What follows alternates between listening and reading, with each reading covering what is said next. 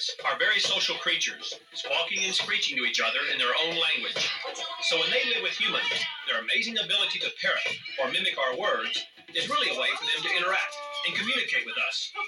She likes my singing. Parrots may be birds, but they're definitely not bird-brained. Hi, I'm Jack Hanna. Join me on Zoo Life to learn more about the animals of the world.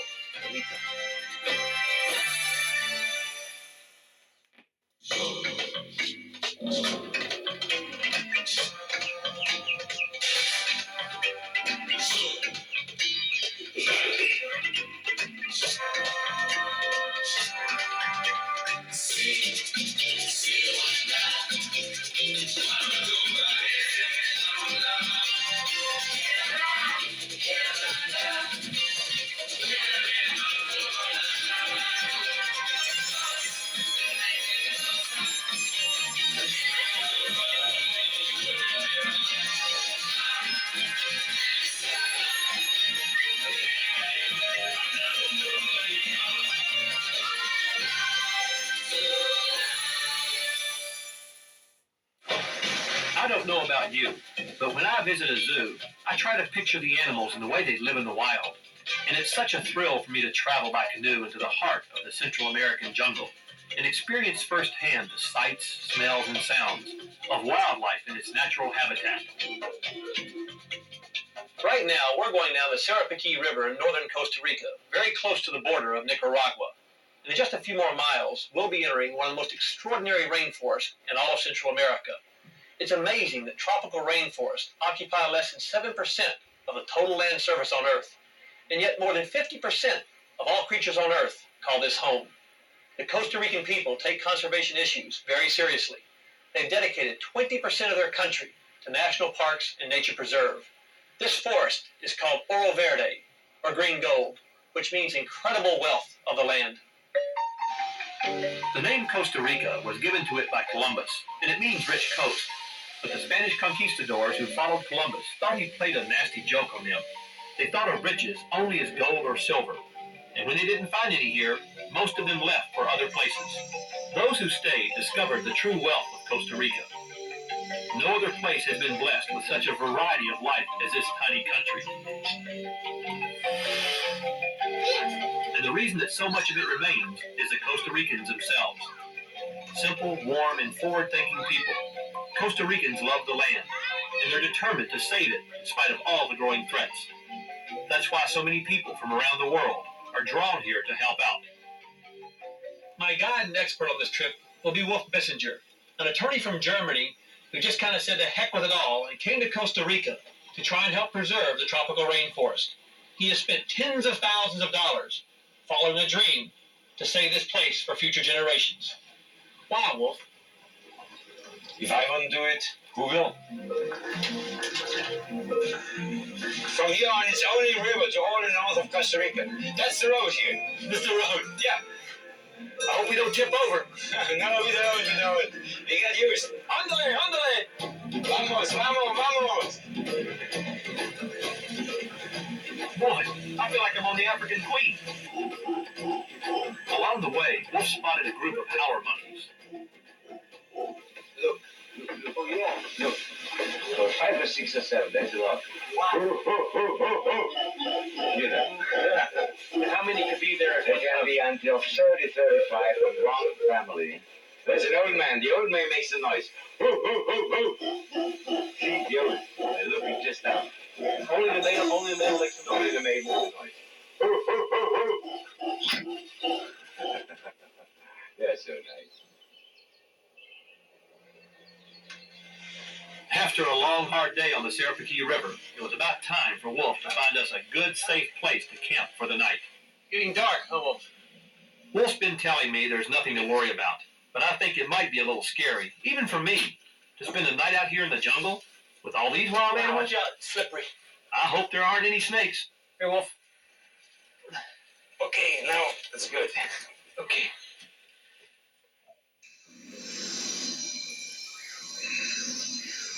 It's not that I don't like snakes. It's just that I don't want to be surprised out here by one of those big poisonous ones. Even Indiana Jones had a problem with those guys. They could be anywhere, even in the trees. What about snakes? Yeah, there are snakes. But don't worry. You're too big to eat for them. Tell you what, I think I'm going to go to bed. Okay. I will say it aloud. Good night, Steve. Can they climb in the tent? Good night, Jack. After a long and sleepless night, we were back on the river again, and on our way north to the Oro Verde Biological Station. Boy, this is beautiful. Jack, this is Oro Verde. This is Green Goat. Here we are. And Wolf, how long did it take you to build this? This is the middle of nowhere. We needed about 1.5 years to build it up. 1.5 years? Yeah, Wow. very fast. We work day and night. What's this, a house here? Yeah, here we have our cabins, and the second floor is for students. We have 15 beds in the second floor. Huh. Hello. How are you? Welcome, Jack, to Oro Verde. Here we are in the lodge. Hello. How are you? Hello. Hola, chicos, chicas. Hola, ¿cómo están? Now, how do you say hello in Spanish? Hola. Hola. There are a lot of birds here. How many species of birds? About 450. 450 species here around Oro Verde area. You know, Costa Rica is a bird watcher country. Most of the naturalists are bird watchers. Audubon Society come here. Now, what type of bird is this, Wolf? That's a military macaw. Military macaw. Military macaw. Now, is this a young bird? It's a bird. He's about 1.5 years old. Where'd you get him? We found him in a jungle farm. Farmer had taken him out of the nest and had him in the wood box, you see. He was nearly dying. So we found him and we brought him here, and we thought he will die. Huh? He was in such bad condition. What will you do here with this bird? Will he be a pet or? No, never. we always in March, April, when the birds nest here in the area, we go around and look if the farmers took birds out of the nest. Then we take them away, for we are forest guards from the government to bring them here, and then when they are mature, they go away. So this is like a rehabilitation station. That is right. So what do you see as the main problem for these birds? Now the main problem is cutting the forest away for this bird, especially this military macaw, nests in that what we call almendro tree, a very high tree with very good hardwood, and only in these trees they nest, in old trees. And as we have less and less almendro trees, the bird goes away. But it's a very, very specialized species. This is another reason why we have to protect the rainforest.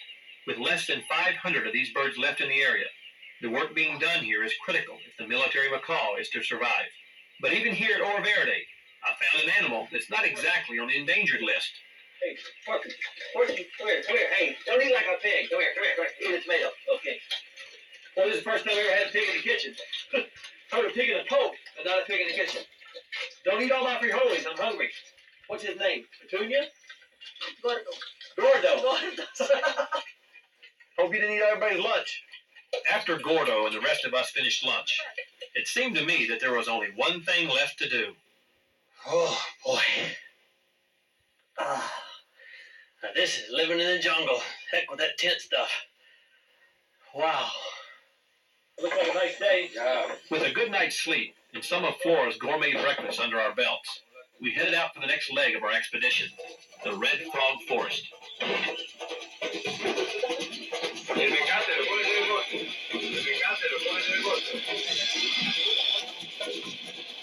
It wasn't long before we were on the river, in search of the poisonous red dart frog. This rare species, which is threatened by deforestation, thrives in the protected rainforest of Oro Verde. Are there a lot of them here? Lots. We have a lot of palms, and that's why. And you will find. I'm sure you will find one. Are they found all throughout Costa Rica, Nicaragua? In this lowlands, in this swampy lowlands, in this swampy rainforest. Now, there are a lot of these in this area. In this area we have a lot, but we have some special ponds, and they nest there. Look at that. Is that a bushmaster? I've heard these guys can come right after you.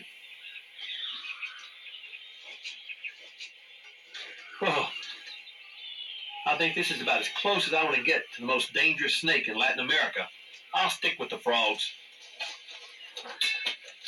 This is the only place this frog is found? Not the only, but here's the place where we found most of them. And normally in these areas you can go one day and you find one. Here we find them every minute.